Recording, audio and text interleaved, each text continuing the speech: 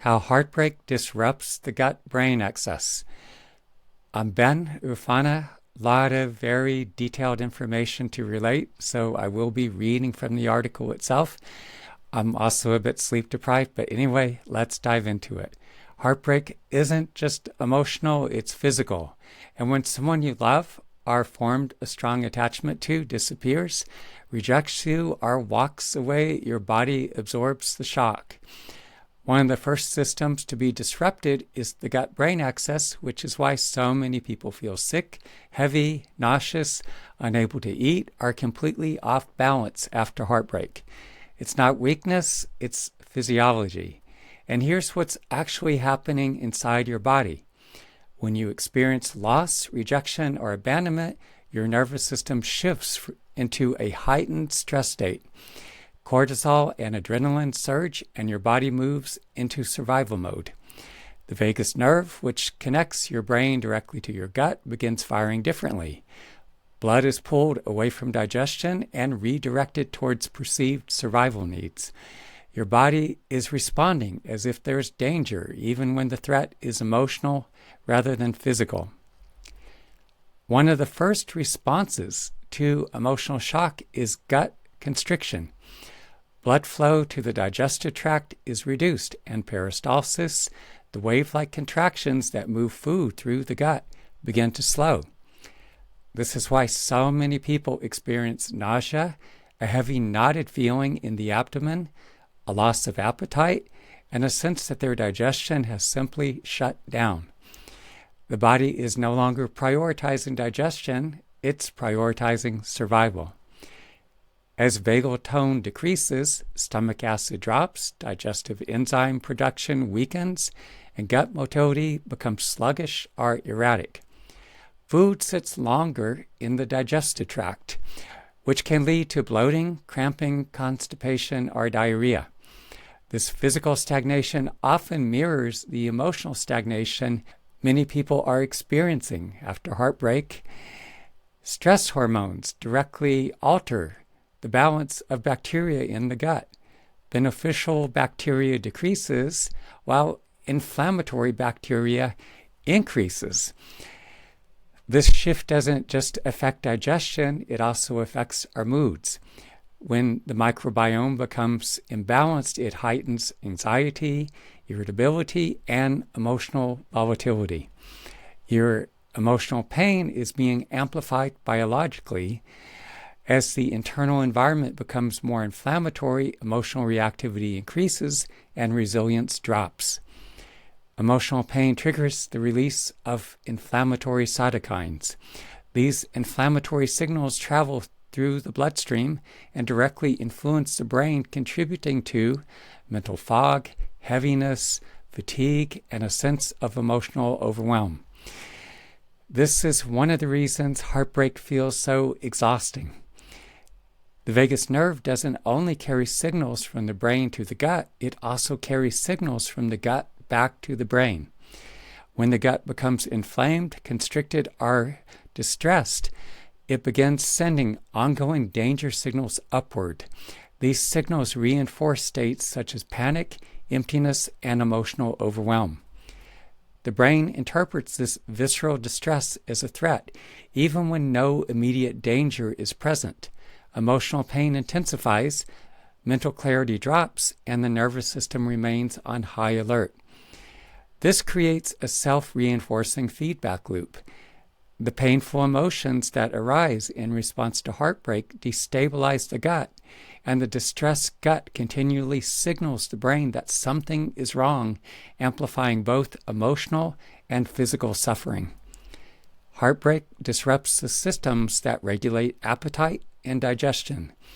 For some, hunger all but disappears as digestion slows or shuts down under stress. For others, intense cravings emerge, often for sugar, carbohydrates, or comfort foods. These cravings are not about weakness or a lack of discipline. They are the body's attempt to raise dopamine and soothe the emotional crash that accompanies loss and separation. In both cases, the nervous system is doing its best to stabilize itself in the face of overwhelming emotional pain. Roughly 90% of the body's serotonin is produced in the gut.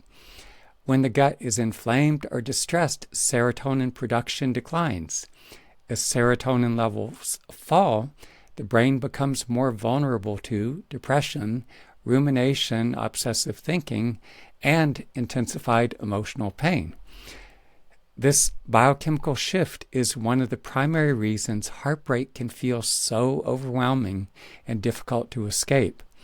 The emotional suffering isn't just psychological, it's being amplified at a physiological level. So, why does this matter so much for healing? Well, your body is attempting to process a loss your mind cannot fully make sense of yet. Healing does not begin by forcing yourself to think differently. It begins by recognizing that the gut, the brain, and the nervous system are all involved and all need support. When you work with the body by calming the nervous system, restoring digestion, and gradually metabolizing emotional shock, clarity and emotional stability begin to return on their own. While emotional processing is central to healing heartbreak, there are times when additional support for the body can make that work more accessible. Heightened inflammation places additional strain on the nervous system and brain. For some people, targeted nutritional support can help reduce that inflammatory load, giving the system more room to settle and stabilize. Certain supplements are known to support this process, including omega-3 fatty acids, curcumin, magnesium, and gut-supportive nutrients such as probiotics or fermented foods. These are not solutions in themselves, but help to stabilize the body's internal systems and restore enough balance for deeper emotional processing to become possible. Healing depends on restoring the body's ability to digest lived experiences, a capacity that is often impaired by prolonged stress and emotional shock.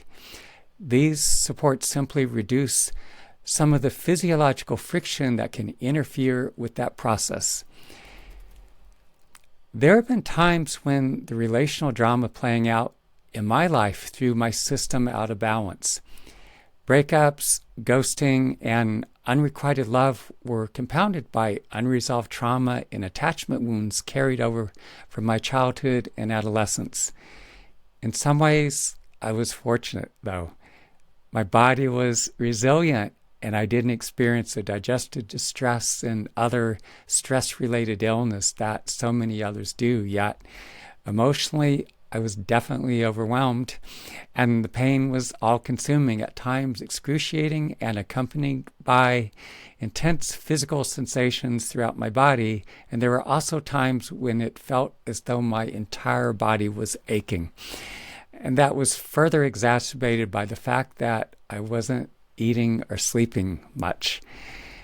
During that time, I began to intuitively teach myself to breathe from the depths of those feelings and bodily sensations. And rather than trying to escape the pain, I learned to stay present with it. And that alone helped me cycle through much of what I was carrying. Still, my psyche, nervous system, and brain remain deeply fixated. The early life trauma combined with the relational losses I was experiencing at the time kept pulling me back into the same internal loops, and I simply didn't have the resources to fully break out of it on my own. There were several occasions when I went on the vision quest while I was in the midst of these painful relational dramas. And during the 4 days and nights of fasting alone in the mountains without food and water, especially on the fourth night, I could feel this extraordinarily powerful presence descending into my body. And as that would happen, I could feel all this convoluted relational drama and all the emotions tied to these experiences of loss and ghosting, abandonment, or whatever was playing out. I could feel that all being digested. As I came out the other side, I could feel a lessening of all that pain.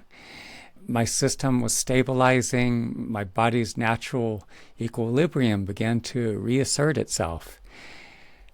Having trained with a traditional Native American doctor, one of the last surviving medicine men in his lineage from the Kiowa tribe, I work in a similar way as indigenous healers have done for centuries as a conduit, allowing extraordinarily powerful presence to work through me to facilitate healing in the bodies and minds of others. And those who work with me move through a process very similar to what I experienced during the vision quest. As they cycle through the devastation of heartbreak, their nervous systems begin to settle, the body stabilizes, the emotional intensity gradually diminishes, and what emerges on the other side is a clarity, a grounded presence, restoration of their sense of inner balance. They're much more connected to their feelings. It's just the emotions they experience are much more manageable and pleasant. I speak about this often in the articles I write, videos I record, and on one hand, I am quite aware of the risk of repeating myself. On the other, I keep seeing the same unresolved patterns play out in people's lives over and over again. And despite years of insight and self-reflection, many continue to form attachments to and feel drawn towards individuals who reenact the very same destructive patterns that wounded them in the first place. Different faces, different circumstances, yet the emotional patterns remain strikingly familiar. There are numerous therapeutic modalities that can be genuinely helpful. They offer understanding, language, and a degree of relief, yet many of them stop far short of facilitating healing at the deeper levels where these attachments are actually formed and maintained in the body, the nervous system, the psyche, and the unprocessed emotional residue of lived experience. Without addressing these layers directly, insight alone rarely interrupts the cycle. People may understand why they're repeating certain patterns, yet still feel pulled toward the same kinds of individuals and familiar relational dynamics. If you're in the midst of a breakup, divorce, ghosting, or other painful relational drama, and experiencing digestive distress, emotional overwhelm, or a sense that your system has gone off the rails, the individual healing sessions I facilitate will enable you to digest your lived experience of loss and the painful emotions bound to it. As your body stabilizes and the gut-brain axis begins to settle, the emotional intensity softens, clarity returns, and an overall sense of well-being gradually reemerges. Call or message me at 332-333-5155 or go to benufana.com, healmyheartache.com, or teachmetomeditate.com to learn more.